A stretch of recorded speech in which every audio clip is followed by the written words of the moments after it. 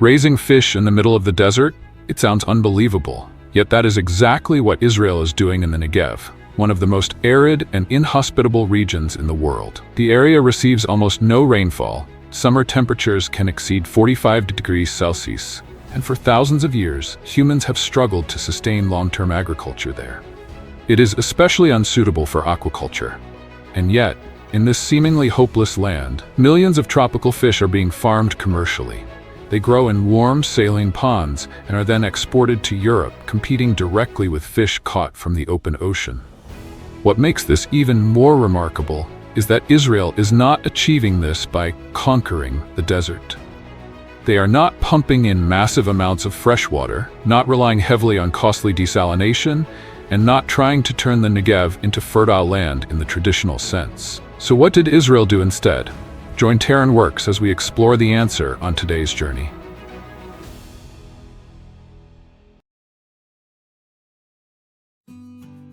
The Negev is not merely a desert. It is a harsh test of the limits of human endurance. In the 1950s, David Ben-Gurion, the founding father of the State of Israel, put forward a vision that many considered insane: make the desert bloom. But the reality at the time was brutally unforgiving. Summer temperatures were extreme, and surface water sources were virtually non-existent. Efforts to divert water from the Sea of Galilee in the north to the south through the national water carrier ran into two major walls: fierce opposition from neighboring countries and the hard constraints of geology. Israel gradually realized that if it relied solely on the water granted by the sky, failure was inevitable. In the Negev, life was not a story of development, but a problem of survival, where every mistake came at the cost of collapse. For decades, the Negev served mainly as a site for military bases and small, scattered communities living off every carefully conserved drop of water. The aridity here did not simply mean a lack of drinking water, it strangled all economic potential. Yet it was precisely in this extreme thirst that Israeli scientists stopped looking up at the sky to pray for rain, and instead began to look down, deep into the ground beneath their very feet. Beneath the scorching sands of the Negev desert lies a secret that had been buried for tens of thousands of years. In 1973, during a geological exploratory drilling operation, Israeli scientists accidentally discovered a massive body of water more than 2,300 feet below the surface. An aquifer originating from the Nubian system. Directly beneath one of the driest regions in the Middle East, billions of cubic meters of water were locked within porous rock layers dating back to prehistoric times. But this was no ordinary water source. It was fossil water, formed tens of thousands of years ago when North Africa's climate was still humid and not replenished by modern rainfall. More importantly, it was brackish water, neither fresh nor seawater. Dissolved within it were minerals such as magnesium, calcium, and potassium at concentrations high enough to kill most crops within just a few days. For much of the world, this would be a nearly useless resource. However, by the early 1990s, scientists at the Jacob Blaustein Institutes for Desert Research began to view this aquifer differently. They realized that because it lay so deep underground, the Nubian water beneath the Negev maintained a stable temperature of around 38 degrees Celsius, unaffected by cold winters or surface pollution. It was a warm, stable fossil ocean, completely isolated from the modern world, like a time capsule from the prehistoric era, waiting to be unlocked. And it was here that a critical question emerged. If the water was already so saline, why didn't Israel, a country renowned for its desalination technology, simply turn it into fresh water?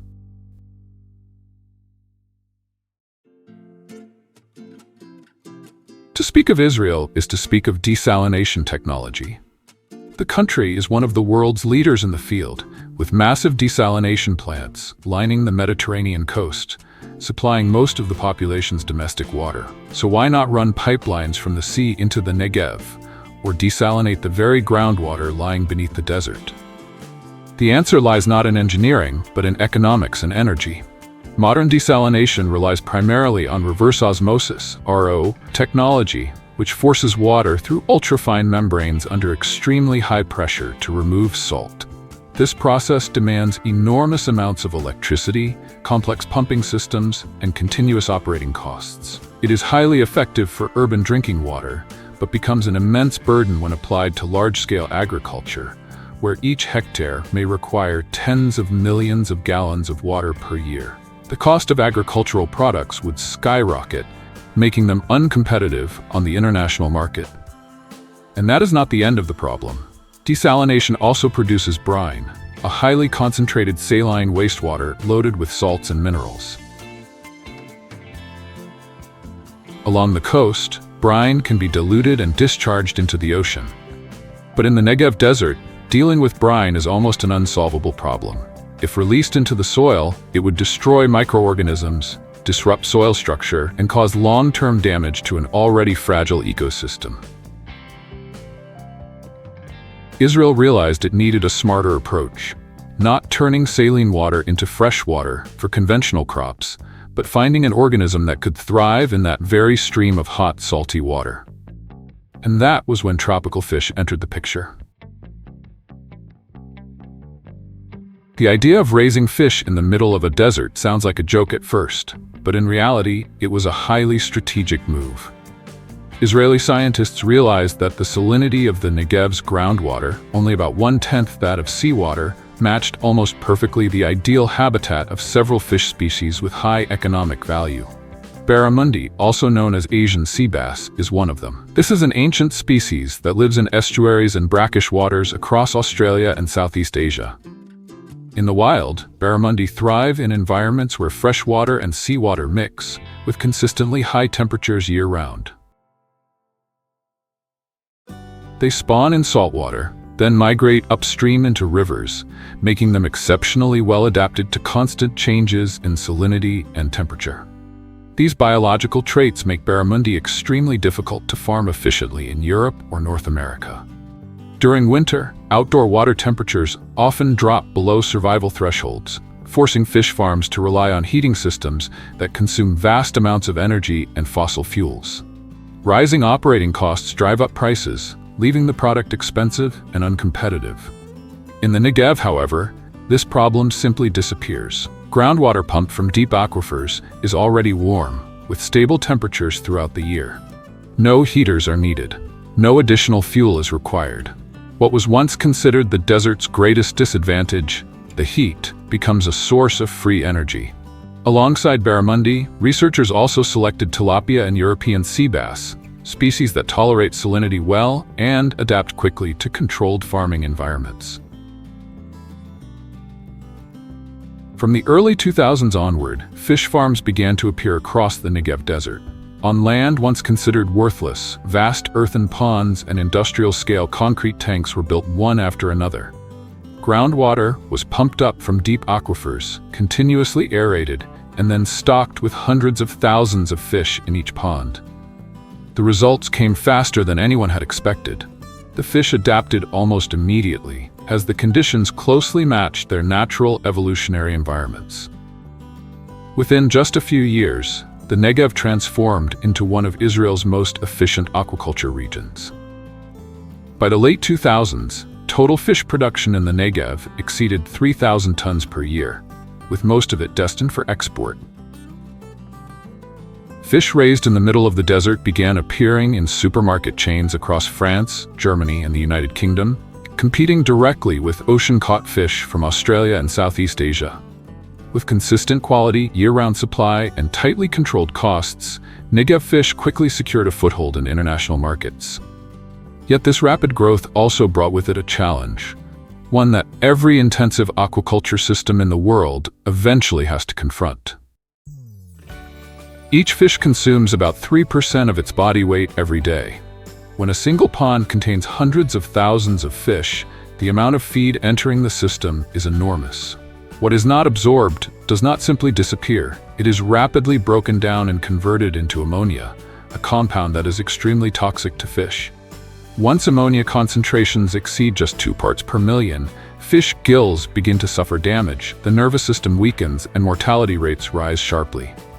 In conventional aquaculture systems, this is the point at which technological intervention becomes unavoidable. installing complex mechanical and biological filtration systems combined with continuous water circulation and aeration. These systems are effective, but they come at a high cost. The electricity consumption alone can be equivalent to that of dozens of households, driving operating expenses sharply upward. Another option, commonly used in marine aquaculture, is to discharge wastewater into the environment. Polluted water is diluted in the ocean, trading environmental contamination for the survival of the fish stock. But in the Negev, this option simply does not exist. There is no sea to discharge into, and even more importantly, there is no water to waste in an arid desert. While the fish tanks were gradually suffocating from the buildup of waste, not far away, olive groves and date palms were lacking the very thing the desert has least of all: nutrients. That was when researchers at Ben Gurion University carried out a bold experiment. Instead of treating wastewater from the fish tanks as something to be processed and discarded, they decided to channel the water, rich in fish waste and nitrogen compounds, directly to irrigate salt-tolerant crops. The results exceeded all expectations. Olive trees and date palms were not only unharmed by the salinity, but actively absorbed the organic matter from the fish as an extremely effective natural fertilizer. Experiments showed that olive yields increased by 15 to 20%, and the oil content of the fruit was also higher compared to traditional irrigation methods. Dates grown in the Negev were larger, sweeter, and quickly became premium products on international markets, selling for 20 to 30% more than dates from conventional growing regions. This model is known as integrated aqua-agriculture, the integration of aquaculture with agriculture. At its core, it is a closed-loop system. Hot saline water is pumped up from deep underground to raise fish in sensor-controlled tanks. Once the water has absorbed nutrients from the fish, it is not discarded, but instead channeled through a network of pipes to nearby fields.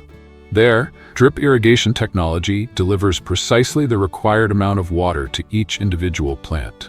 No loss from evaporation, no runoff, no waste. The same water that raises fish also nourishes crops and is gradually purified before returning to the ground. The system functions like a living, intelligent organism in which every component supports the others. It simultaneously solves three of the desert's greatest challenges: food, water, and waste. By 2024, this integrated fish agriculture model had significantly increased agricultural output in the Negev and become a central pillar of Israel's food security strategy. And in the face of intensifying climate change, the value of this system goes far beyond the story of food alone. In the modern world, a project is not truly successful unless it is also carbon sustainable. The Negev system proves this by harnessing naturally hot groundwater from deep underground, completely eliminating the need for heating in fish farming, one of the largest sources of emissions in aquaculture. At the same time, nutrient-rich wastewater from the fish dramatically reduces the use of chemical fertilizers, thereby cutting the energy and fossil fuels required for agricultural production. But the Negev is not just an environmental story. Economically, a region once seen as a national burden has been transformed into a high-value production hub. Barramundi, tilapia, and olive oil from this desert are now present in premium markets in New York and London. Analyses show that the integrated fish agriculture model generates economic value per cubic meter of water up to 10 times higher than that of traditional agriculture. More importantly, the Negev has become a blueprint for arid regions around the world, from Arizona in the United States to the Middle East. Yet one question remains unanswered. Can humanity sustain this balance when fossil water resources are finite? The story of the Negev Desert is not just a story about fish farming or crop cultivation. It is a testament to how humans can adapt and push beyond their limits under the harshest conditions.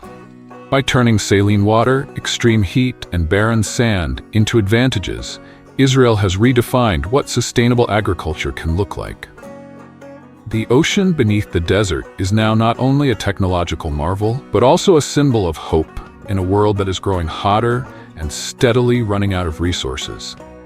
What do you think about this model? Could it be applied where you live? Share your thoughts, and don't forget to subscribe to continue exploring new frontiers with Terran Works on the journeys ahead.